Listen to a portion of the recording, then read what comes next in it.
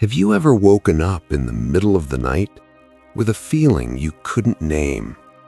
Not fear, not sadness, just a deep knowing that something inside you is shifting. Something ancient, something that's been waiting for years to finally speak. Maybe you've been feeling it during the day too, in quiet moments between tasks, when you're alone in your car or standing in the shower. A whisper so soft that the noise of daily life drowns it out. But it keeps coming back, again and again, trying to tell you something you're not quite ready to hear. Carl Jung believed that the soul doesn't scream, it whispers, and it will keep whispering until you finally turn around and listen. He called this the voice of the self, the deepest part of you that knows who you really are beneath all the masks, all the roles, all the versions of yourself you've been performing for others. And here's the strange part. The fact that you're watching this video at this exact moment is not random. Your soul led you here because somewhere deep inside you already know. You've been ignoring the signs, and today that ends. In this video, we're going to walk through 7 unmistakable signs that your soul is trying to wake you up. Not gentle suggestions, not abstract philosophy, but real lived experiences that only someone going through a spiritual awakening can recognize. These are the signs most people miss because they're too busy running from the very thing that could set them free. If even one of these resonates with you, it means you're already further along the path than you realize. And by the end of this video, you'll understand why everything you've been feeling isn't madness, isn't weakness, but the beginning of the most important transformation of your life. So take a deep breath, turn off distractions, because what you're about to hear might change the way you see yourself forever. Number 1. The first sign is one of the most confusing, and it usually appears without warning. You wake up one day, and everything that once mattered suddenly feels hollow. The job that gave you purpose now feels like a costume you're tired of wearing. The friendships that once brought you joy now feel exhausting, shallow, as if you're speaking a language no one else understands anymore. Even your own reflection in the mirror looks like a stranger. This is not depression, though it can feel similar. This is what Jung called the dismantling of the old ego. The version of you that was built to survive, to fit in, to be accepted, is starting to crack. And beneath that shell, something new is trying to emerge. A woman named Sarah once shared her story. She was a successful marketing executive, had a beautiful apartment, a wide social circle, everything society told her she should want. But one morning, as she sat in a meeting listening to her colleagues pitch a new campaign, she felt a wave of emptiness so profound she almost stood up and walked out. It was like watching a movie I'd seen 1,000 times, she said. I knew my lines, I knew my role, but I couldn't remember why I was playing it anymore. For weeks, she tried to push through it. She told herself it was burnout, that she just needed a vacation, but the feeling didn't go away. It grew stronger, louder, until finally she realized the truth. Her soul was trying to tell her that this life, this version of herself, was no longer hers to live. Jung wrote, "The privilege of a lifetime is to become who you truly are. But before you can become who you are, you must first let go of who you've been pretending to be. And that process always begins with disconnection. You start noticing the gap between who you are and who you've been performing. The words you say don't feel like yours anymore. The goals you're chasing suddenly seem meaningless. The life you built with so much effort now feels like a cage. And here's what makes this stage so painful. No one around you understands. They look at your life from the outside and think you have everything. They tell you to be grateful, to stop overthinking, to just push through. But you can't, because you're not depressed, you're awakening. Your soul is showing you that the foundation you built your life on was never truly yours. It was borrowed from parents, from society, from fear. And now that foundation is crumbling, so a real one can be laid. If you're feeling this disconnection right now, know this. You're not losing yourself, you're finding yourself. The old life had to feel wrong, so you'd finally have the courage to seek what's right. Number 2. The second sign is subtle, but impossible to ignore once you notice it. You start seeing patterns, numbers that repeat, conversations that mirror your thoughts, people who appear at the exact moment you need them. Jung called this synchronicity, meaningful coincidence. Not random luck, but the universe speaking in symbols. Imagine this. You're thinking about an old friend you haven't spoken to in years, and suddenly they text you. You're struggling with a decision, and a stranger in a coffee shop says exactly the words you needed to hear. You keep seeing the same number everywhere: 1111, 333, 444, as if something invisible is trying to get your attention. Most people dismiss this as coincidence, but you feel it differently. You know deep down that these are not accidents. They are breadcrumbs left by your soul, guiding you towards something you can't yet see. A man named David told me that during the most confusing period of his life, when he was questioning his career, his relationships, his entire identity, he kept seeing blue feathers on the sidewalk, in a book he randomly opened, in a dream. At first, he thought nothing of it, but when it happened for the 7th time in 2 weeks, he stopped ignoring it. He researched the symbolism. Blue feathers, in many traditions, represent truth and spiritual guidance.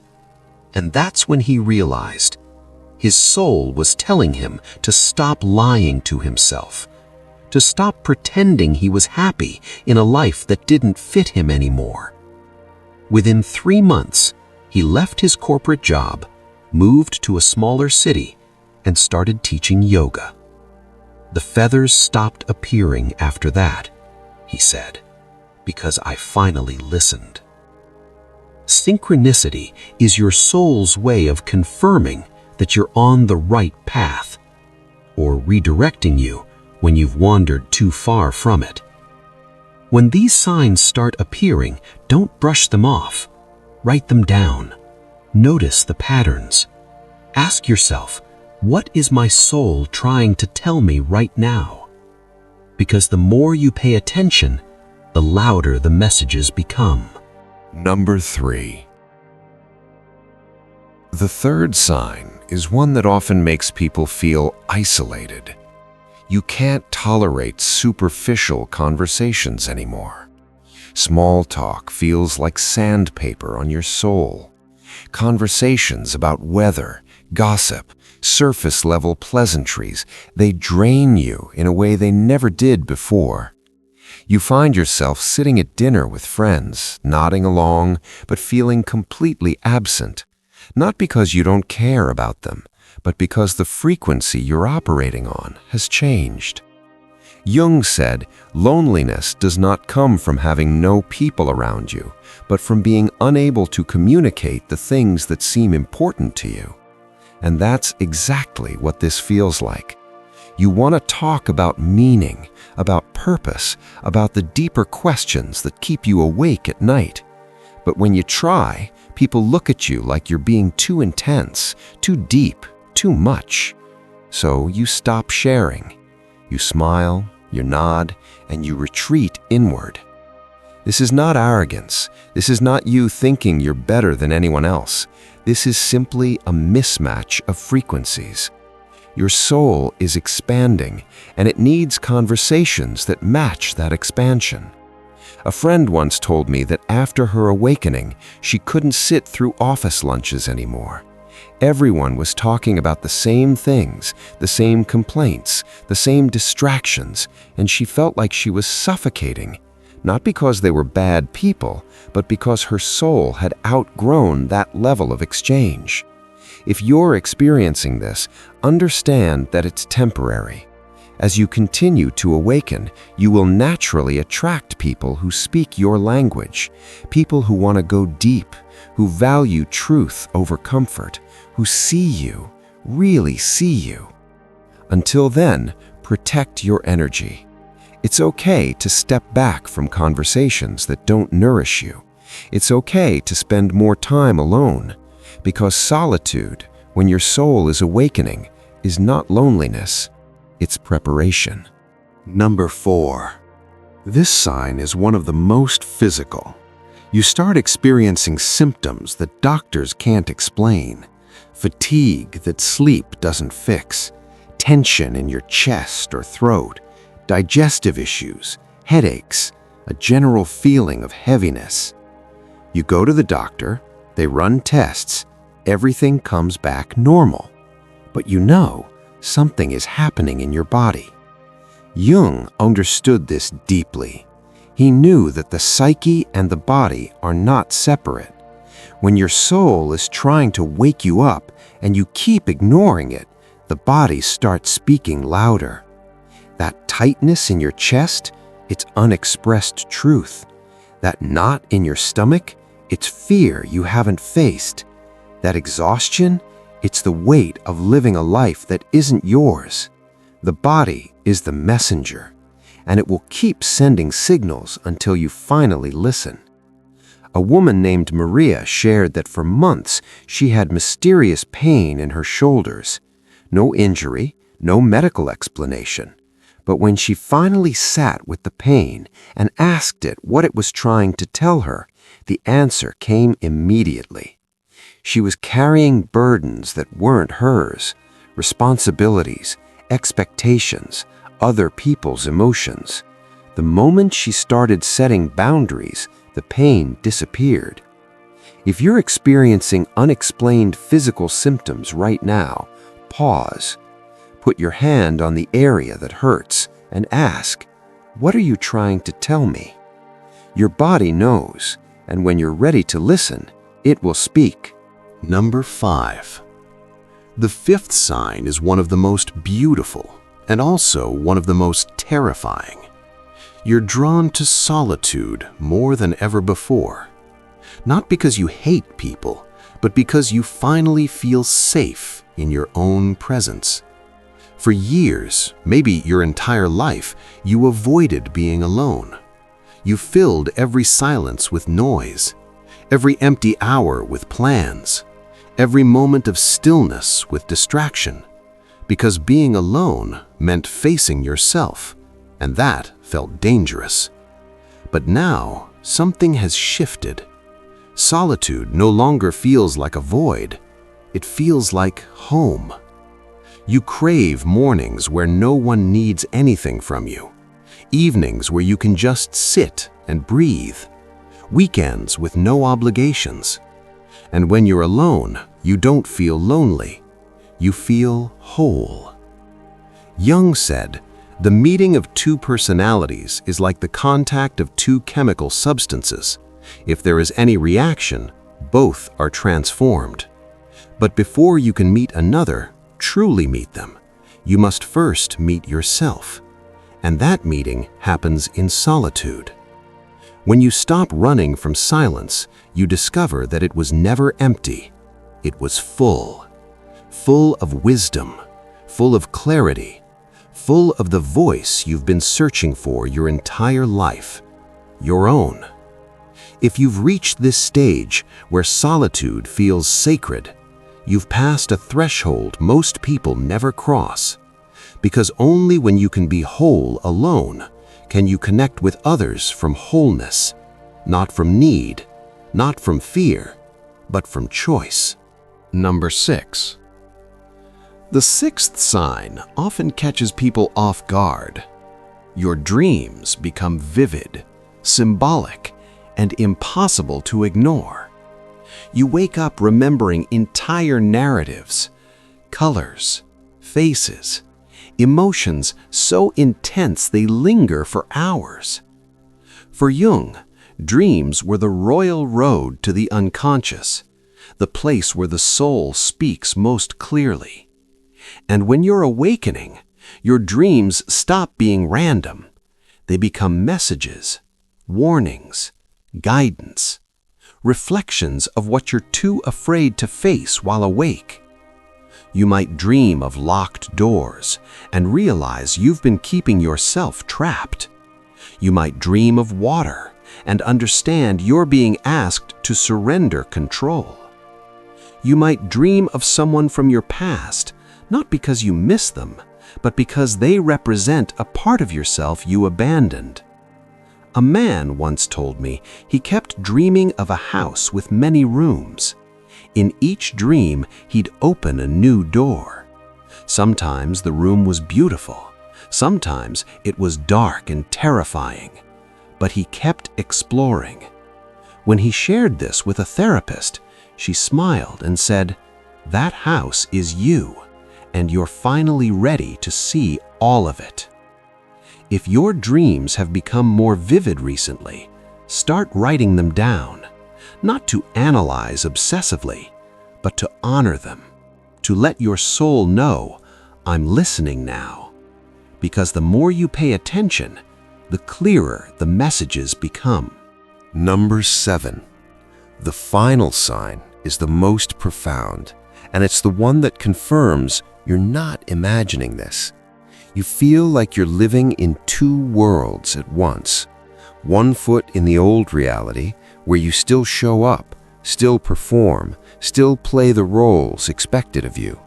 And one foot in a new reality, where everything feels different, lighter, slower, more real. It's like you're watching your life from a slight distance, not dissociating, but observing.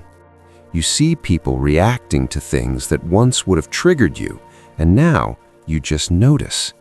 You watch yourself navigate situations with a calm you didn't know you had. You feel connected to something larger than yourself, even when you're doing the most ordinary things.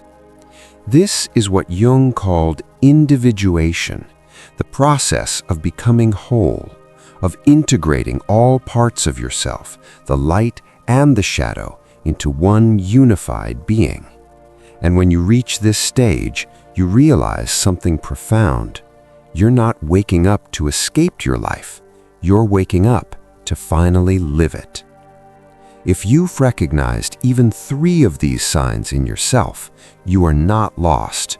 You are not broken. You are awakening.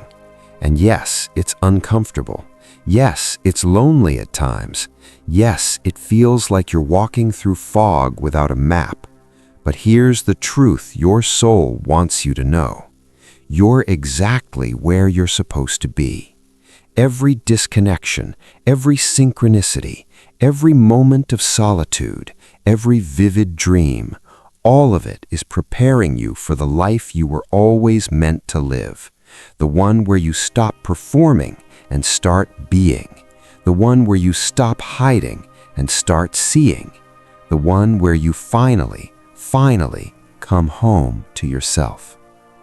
Jung said it best. Your visions will become clearer only when you can look into your own heart. Who looks outside dreams. Who looks inside awakes. You're waking up, and the world needs you awake. If this video resonated with you, leave one word in the comments that describes where you are right now. Just one word. awakening, shifting, becoming, whatever feels true.